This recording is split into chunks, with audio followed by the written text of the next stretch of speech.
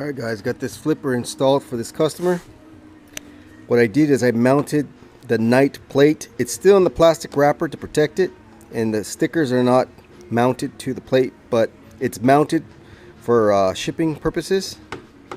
And also the plate is mounted with two screws down here with washers.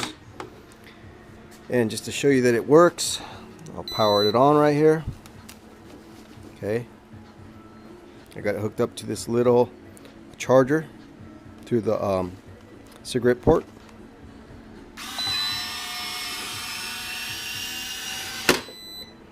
All right, and you can see it's clear. It's not touching anywhere. It raises about this high before it even gets to touch that. So if you needed to adjust this up or down, you could. I have it level with the bumper, pretty level here at the bottom. Okay, but if you want to raise it a little bit, you could, probably another ½ inch. But I just do mine level with the bumper there. And here's the remote. Let's see if that works.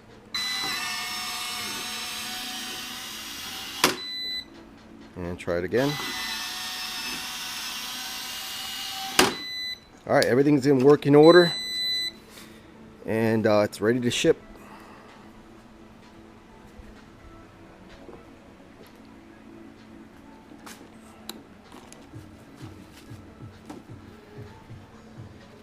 All right, in the last video also I was not able to show you the primered inside after it was drying, and here it is. All this is dry now. Pre-drilled your mounts, and all this is nice and primered, so if you got to get in here and touch anything, you won't get all cut up by the fiberglass. See the little screw heads coming through here. That's mounting the flipper. Alright, and that's it for this rear bumper.